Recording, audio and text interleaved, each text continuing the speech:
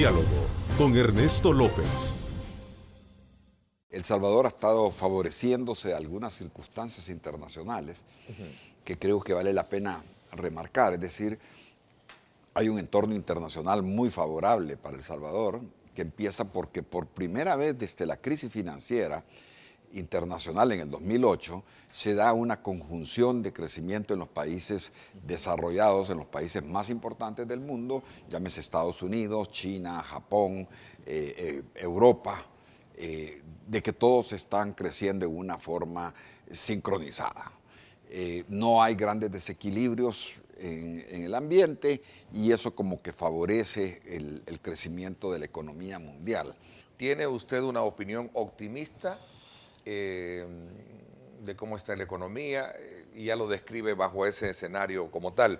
¿Cómo entonces debemos los salvadoreños también sentirnos, aquellos que nos están viendo? Yo creo que la economía salvadoreña es una economía que crece muy poco. Pongámoslo así. Entonces, yo tengo una metáfora que utilizo para explicar. Nosotros, es decir, el país crece, pero crece 2.2, 2.3%, o sea, un crecimiento que es insuficiente a todas luces para generar las necesidades de generación de empleo y un crecimiento insuficiente para que los salvadoreños sintamos el bienestar que viene acompañado de una tasa de crecimiento económico. Es decir, no todos vamos a sentir este tema, pero por lo menos podemos decir la economía no se está desmejorando. O sea, vamos a crecer probablemente lo mismo, un poquito más alto que lo del año pasado, pero seguimos, como digo yo, con un nadadito de perro. Yo no sé si los televidentes han visto nadar un perro. Es decir, el perro lo que hace es con sus manitas, avanza muy poquito, pero no se hunde. Y lo importante es decir, todos quisiéramos que la forma de avanzar de la economía salvadoreña fuera la de un nadador de competencia olímpica, pero lamentablemente es decir, se nada poco. Y cuando hablamos de ese crecimiento y ese impacto, quiero recalcar que yo no veo casi nada de medidas internas para crecer. Es decir, no es la buena actuación del gobierno o la generación de las condiciones lo que está provocando este crecimiento, sino que más bien es el sector externo. Uno puede también encontrarse que hay otras oportunidades con relación al sector externo. Por ejemplo, Centroamérica, que es una región que se parece mucho a El Salvador, está creciendo un 4%. También movida y favorecida por ese crecimiento de los Estados Unidos, porque los Estados Unidos no solo son el principal socio de El Salvador, es el principal socio de las economías de toda Centroamérica. Todos los países de Centroamérica reciben remesas de los Estados Unidos, que también están favoreciendo las economías de Guatemala, de Honduras, y de Costa Rica y de Nicaragua. Y eso, el tener una región sin grandes desbalances y creciendo un 4%, hace que también las exportaciones a Centroamérica crezcan. Entonces, insisto, el ambiente externo nos favorece y yo creo que hay algunos otros factores que no tienen nada que ver, como que digo yo, con el desempeño gubernamental, como un sistema financiero muy sólido. Don Mauricio, a ver, cuando examino la carta de presentación que tiene el gobierno, nos habla precisamente de todos los planes y programas que ha lanzado, que de alguna manera se han convertido como en temas de inversión. Por ejemplo, corredores productivos, habla de las inversiones en el aeropuerto Monseñor Romero, empresas dedicadas al rubro de la energía limpia con nuevas inversiones y otras industrias que están por ahí. ¿Qué son esos? ¿Son estímulos producto de ese factor externo? Bueno, a mí, como le digo, me gusta mencionar las cosas buenas. Yo creo que hay, por ejemplo, algunos elementos adicionales. Es decir, el año pasado, a junio, teníamos 140 millones de inversión extranjera neta. Este año tenemos 400 y pico millones de inversión extranjera neta. Es un cambio fundamental. ¿A dónde está llegando esa inversión extranjera? sector eléctrico donde hay que decirlo. Definitivamente la INE, no la INE, sino que los encargados de la planificación de la política eléctrica han hecho un excelente trabajo y estamos logrando cambiar la matriz eléctrica. Entonces hay muchas inversiones en energías renovables, hay las plantas solares, la gasificadora, ahí se está invirtiendo parte del dinero.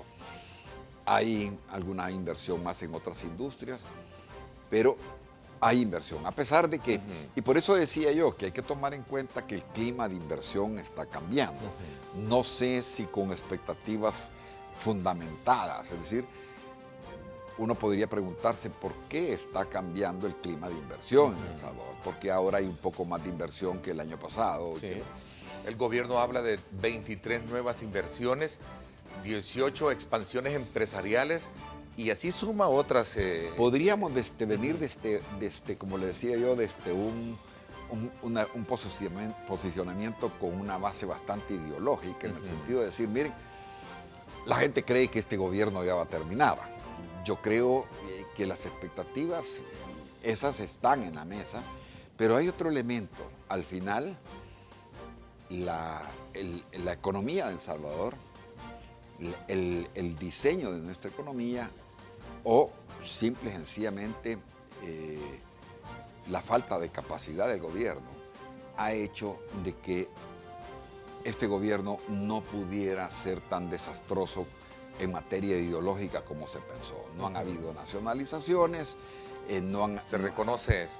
Yo creo que eso al final de cuentas era una prueba de fuego que tenía que pasar la democracia salvadoreña y ojalá que la gente del frente entienda que la alternancia así funciona y que definitivamente ya no estamos en el siglo pasado donde hay que estar pensando, y lo voy a decir quizás un poco duro, en tonterías que se dieron en la revolución del 2017. Es decir, ya ese modelo nos dimos cuenta, por ejemplo, la gente cuando voltea a ver, acaba de darse el congreso del Partido Comunista Chino, sí, en el que planifican el comportamiento de la economía para los próximos 50 años, y lo que decide el Partido Comunista Chino es que requiere que el PIB, el sector privado represente el 40% del PIB, quieren que para el 2030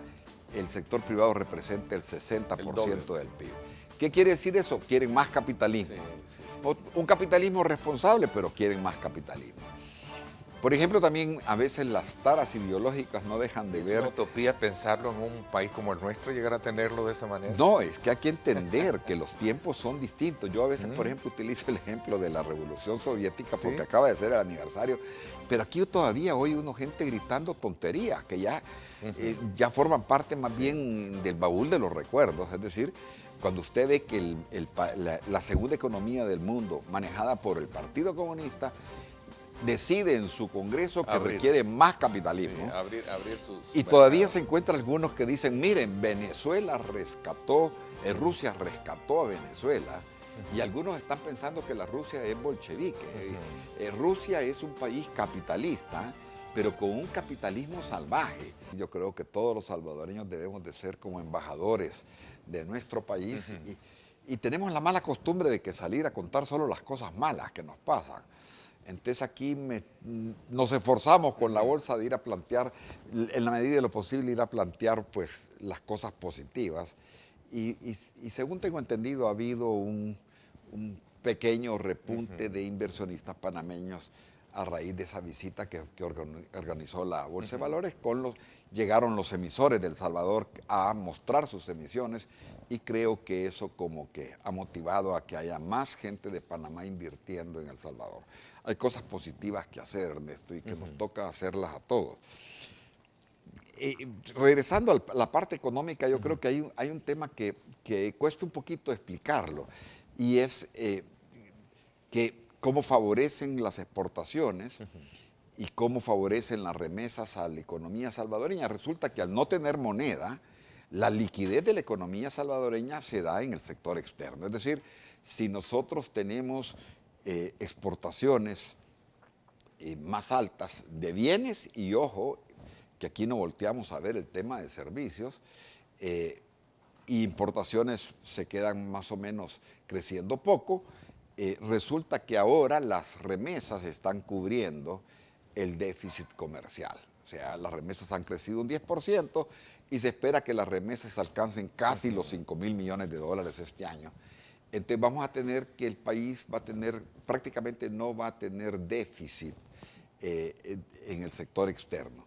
¿Por qué? Porque han crecido las exportaciones, porque han crecido mucho, es decir, y hay que voltear a ver, el país se está convirtiendo en una economía de servicios y toda esta gente que está en los call centers y gente que se dedica a elaborar programas de computación y otra serie de servicios, vaya, por ejemplo, las exportaciones de servicios de llamadas que se hacen a los compatriotas que llaman a los salvadoreños, hacen que el sector servicios también esté creciendo, y al no haber déficit en la cuenta corriente, porque las remesas lo alcanzan a cubrir, tenemos un fenómeno muy particular porque El Salvador emitió 600 millones de dólares en bonos a principios de año y han entrado 400 millones de inversión extranjera directa neta. ¿Qué va a pasar si de alguna manera se ve afectada con la,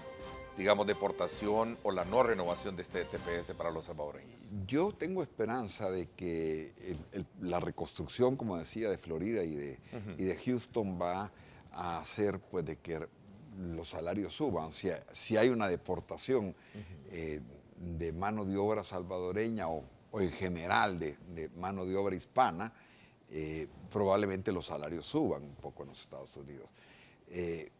Yo creo que el problema de la gente del TPS es que son familias que ya están arraigadas en los Estados Unidos, son familias, y hay que decirlo, ya de clase media. Esto no es similar al caso cuando tuvimos la deportación de salvadoreños de Honduras en el 69, de que lo que venían eran campesinos y que se pudo manejar con algunos programas de entrega de tierras, que yo siempre he dicho que no resolvieron absolutamente nada, pero fue un paliativo. Es decir, la gente que está en el TPS son gente clase media que tiene sus casas, que tiene sus carritos, que tiene sus hijos estudiando en universidades en los Estados Unidos. Y entonces que la situación para El Salvador y las expectativas que tiene esta gente, que son, por cierto, son ciudadanos. Hay que entenderlo en el concepto de que las clases medias que tienen ya claro su rol de ciudadanos van a demandar del Estado no solo ese clientelismo de que qué nos va a dar el Estado, no, ellos van a venir a plantear que quieren sistemas de salud adecuados, que quieren educación para sus hijos adecuada, que quieren una seguridad. Son 200.000 personas que van a venir a incidir en la política de este país y a incidir positivamente, porque ellos han estado acostumbrados a que el Estado es un Estado que funciona.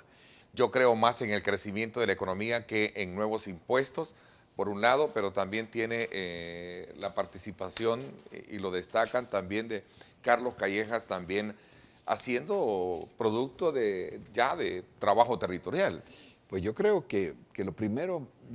¿Es bueno esto? No, yo creo que lo mejor para un país, y yo siempre me gusta decir que lo mejor, la responsabilidad social de todos los salvadoreños es hacer y cumplir las leyes. Y hacer que se cumplan y cumplir las leyes en todo sentido. Es decir, el Tribunal Supremo Electoral debe evitar que haya campaña anticipada. Es decir, porque después, si no hacemos ese empeño de hacer que las leyes se cumplan, Por ejemplo, la ANEP trae al señor Giuliani, y Giuliani lo que trae es un programa que se llama de cero tolerancia. Hay que recordar que en el 2000, más o menos, Fusades trajo al primer experto que se trajo para ver el problema de violencia. Y este venía hablando exactamente lo mismo. Han pasado 16 años y seguimos hablando de cero tolerancia. ¿Qué es cero tolerancia? Es decir, acostumbrémonos a exigir que la ley se cumpla en todo, que nadie se pase las líneas amarillas, que nadie mate a nadie, que nadie le robe a nadie, que la corrupción no quede impune, y cosas como esta, que no hayan campañas anticipadas, que se respete la ley. Y cuando tú mencionas el tema del presupuesto, estamos hablando de estabilizar las finanzas públicas. Lo primero que hay que hacer es tener estabilidad en la parte de finanzas públicas, y luego hay que entrar en el tema de cómo hacemos que las finanzas públicas funcionen. Y por ejemplo ahí, ya cuando yo tuve oportunidad de ver el estudio que ha hecho el BIS y que los periódicos han estado mencionando, ¿sí? Es decir, ahí se ve claramente que el nivel de impuestos que se paga en el país todavía es bajo, y el nivel de gasto tributario, lo que gasta el país, es bajo. ¿Deberíamos elevar esa carga tributaria al 16% como la promedio que tiene América Latina? Bueno, quizás hasta más, el de América Latina es más alto. 16, 18. Sí, pero el tema es, como tú dices, es decir, hay que llevar la carga tributaria a un nivel que nos permita empezar a atajar las deficiencias en lo social, a atajar las deficiencias en la seguridad. El tema de la corrupción, los indicadores de control de corrupción, que creo que es importante. Y necesitamos mejor calidad de infraestructura. No solo infraestructura productiva, la infraestructura social, la calidad de nuestras escuelas deja mucho que desear. Pues. Los hijos de los salvadoreños van a escuelas que a veces no tienen ni servicios sanitarios, ni agua potable. Pues. Entonces hay una deuda social muy alta, que no se trata solo de solucionar el problema de cubrir el déficit fiscal, se trata de lograr estabilidad fiscal para abordar posteriormente el tema de la deuda social que hay. ¿Es la vía correcta cuando se habla de un ajuste fiscal el tema de nuevos impuestos? Yo creo que vamos a llegar a la necesidad de plantearnos nuevos impuestos. O sea, es muy difícil, volvemos al punto. Es decir, podemos lograr una estabilidad de las finanzas públicas, y de hecho es una maravilla que el gobierno haya aprendido a no gastar. Como dice el ministro Cáceres. Pero fíjese que a pesar de eso, todavía el presupuesto del 2018 trae 2.500 plazas nuevas.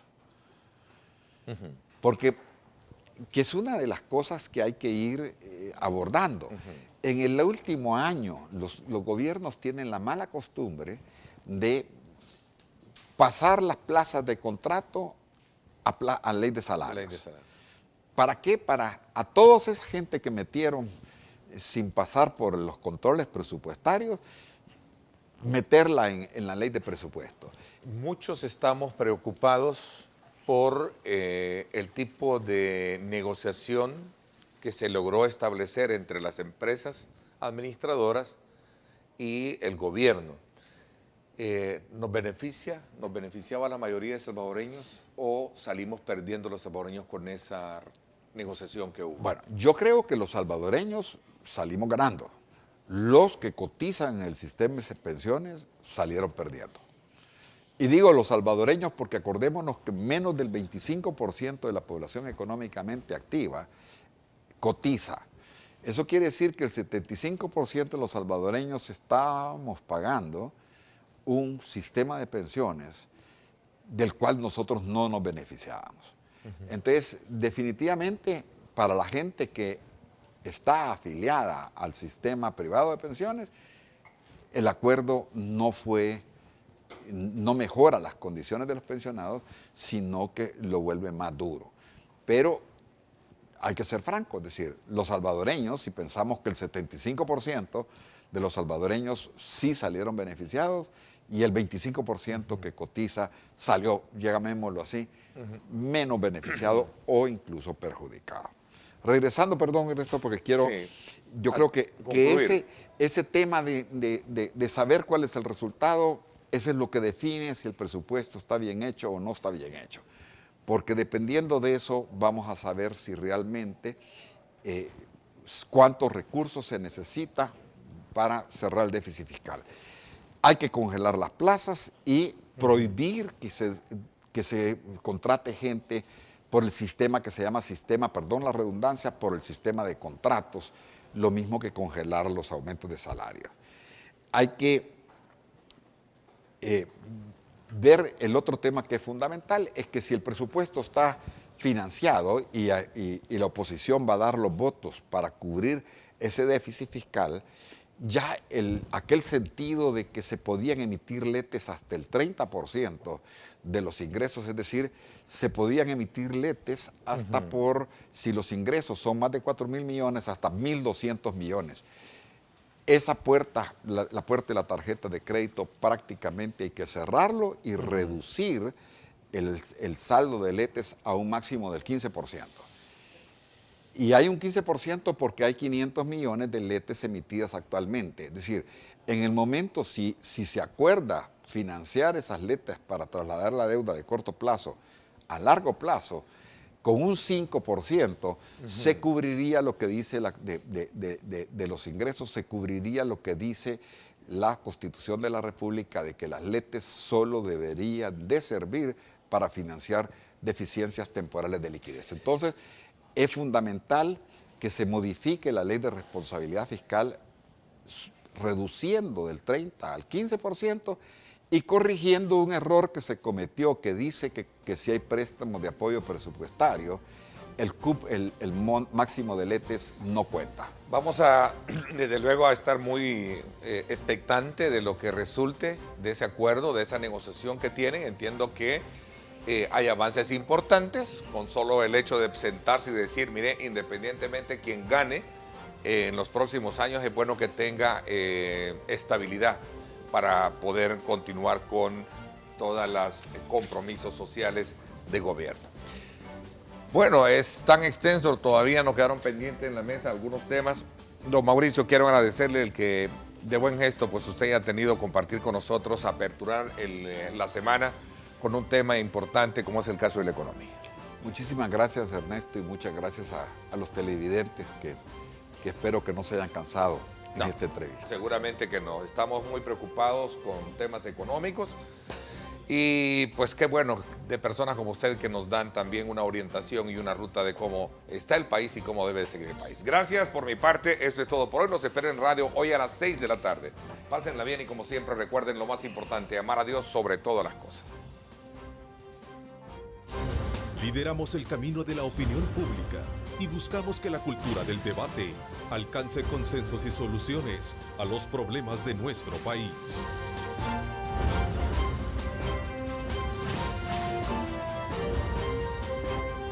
Diálogo con Ernesto López.